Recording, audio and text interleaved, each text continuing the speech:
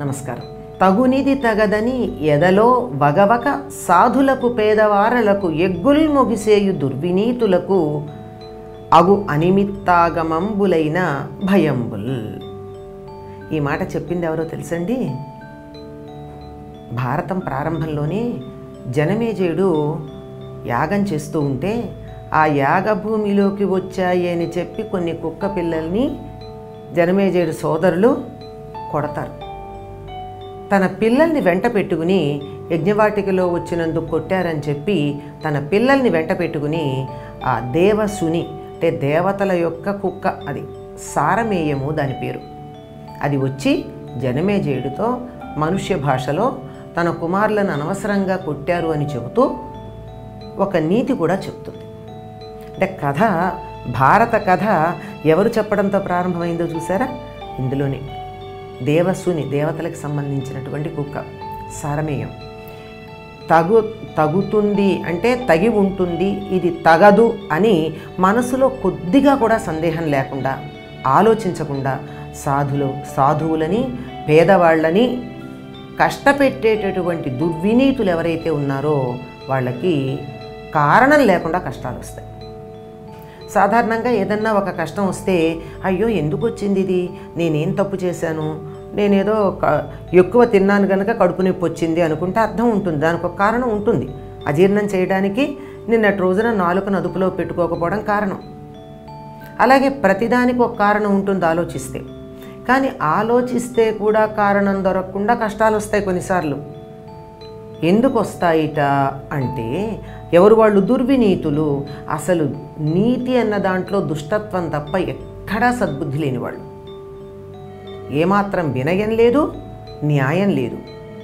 అటువంటి వాళ్ళకి కష్టాలు ఎందుకు వస్తాయంటే వీళ్ళని దండించవచ్చా దండించకూడదా అని ఆలోచించకుండా సత్పురుషుల్ని, పేదవాళ్ళని దండిస్తే వస్తాయట. ఇది కళ్ళు తెరిచి మనం చుట్టుపక్కల పరిశీలిస్తే ఇవే కదండి మనకు కనపడే దృశ్యాలు ఈనాడు. ఎవరైతే నోరెత్తకుండా తమ పని తాము న్యాయంగా ధర్మంగా చేసుకుని వెడుతూ ఉంటారో వాళ్లే చాలామంది దెబ్బ కొట్టడానికి అనుకూలంగా ఉన్నవాళ్ళు అని అనుకుంటూ ఉంటారు. తాము ఒక మెట్టు పైకి వెళ్ళాలనుకునేవాళ్ళు. అటువంటి సాధువులు అంటే సత్పురుషులు అంటే తమ పని తాము చేసుకుంటూ మంచివాళ్ళు అని చెప్పచ్చు, ఇతరులకి హాని చేయకుండా ఉండేవాళ్ళు. అటువంటి వాళ్ళని, పేదవాళ్ళు అంటే ధనం విషయంలోనే కాదు, పేదరికం ఎన్ని విషయాల్లోనూ ఉంటుంది. కొంతమందికి భావదారిద్ర్యం ఉంటుంది, ఆలోచించలేరు పాపం. నా కోసం నువ్వు ఆలోచించి పెట్టు, నాకు ఈ సమస్య వచ్చింది, ఏం చేయాలని ఇతరులను అడుగుతూ ఉంటారు. భావదారిద్ర్యం. కొంతమందికి ఎంత ఆస్తి ఉన్నా అనుభవించడానికి దరిద్రం, కొంతమందికి ఆరోగ్యం దరిద్రం, ఇలా రకరకాల దరిద్రాలు ఉంటాయి. ఒకటేమిటండి, అష్ట కష్టాలని చెప్తూ ఉంటారు, అన్నీ కూడా మన అష్ట దరిద్రాలు కూడా ఉన్నాయి. ఇలా అనేక రకమైన దరిద్రాలు ఉంటే వీళ్ళందరూ పేదవాళ్లే. ధనం లేకపోవడం మాత్రమే పేదరికం కాదు.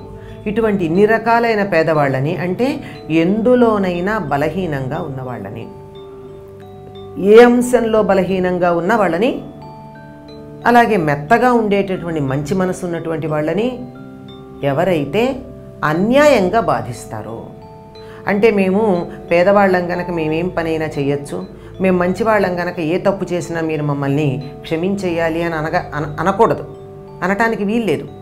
అట్లా ఉంటే కూడా తప్పు చేస్తే దండించాల్సిందే. ఎటువంటి వారైనా తప్పు చేస్తే దండించాలి.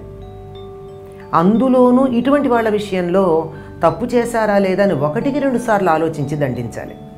అలా కాకుండా వీడిని ఏమన్నా పర్వాలేదులే, వాడెవడో తప్పు చేశాడు, వాడిని అనలేను కనుక కోపం వీళ్ళ మీద తీర్చుకుంటాను అంటే అత్త మీద కోపం దొత్త మీద తీర్చుకున్నట్టు, లేదా ఎవరో దొంగతనం చేస్తే దొంగ ఫలానా గొప్పవాడు అని తెలిసి తన పదవి కాపాడుకోవటం కోసం ఓ బలహీనున్నో చేతకానివాడినో అమాయకుడినో తీసుకొచ్చి వీడే దొంగ అని చెరసాల్లో కూర్చోబెట్టడం, ఇటువంటివన్నీ లోకంలో మనకు కనపడుతూ ఉన్నాయి.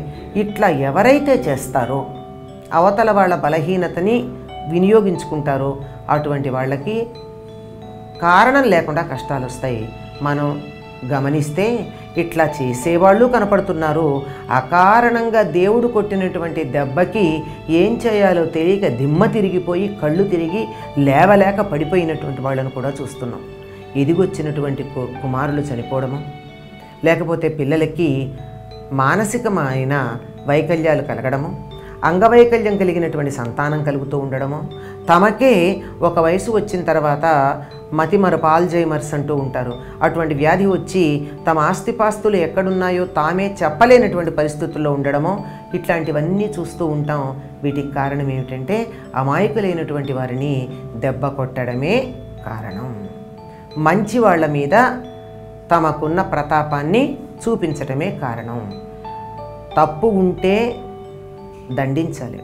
ఆ దండను కూడా మన వాళ్ళు ఎలా చెప్తారంటే వీపు మీద కొట్టాలి కానీ పొట్ట మీద కొట్టకూడదు అన్నారు. అంటే వీపు మీద కొట్టినట్టయితే దెబ్బ తగులుతుంది కానీ ప్రాణహాని ఉండదు. పొట్ట మీద కొడితే అంటే తిండి లేకుండా గనక చేసినట్టయితే చాలా కష్టంగా ఉంటుంది. శిక్ష ఎప్పుడూ కూడా శిక్షణ ఇచ్చేదిగా ఉండాలి తప్ప ప్రాణం తీసేదిగా ఉండకూడదు. అందువల్ల తప్పు చేసిన వాళ్ళకి ఆ విధంగా చెప్పాలే కానీ ఇలా బాధ పెట్టినట్టయితే అనిమిత్తమైనటువంటి అకారణమైనటువంటి కష్టాలు వచ్చి ఎందుకు వచ్చాయో తెలియక గిలగిలలాడడం జరుగుతూ ఉంటుంది సుమా. జాగ్రత్త జనమేజయ అని ఈ సారమేయం జనమేజయ మహారాజుకి తెలియచెప్పింది. స్వస్తి.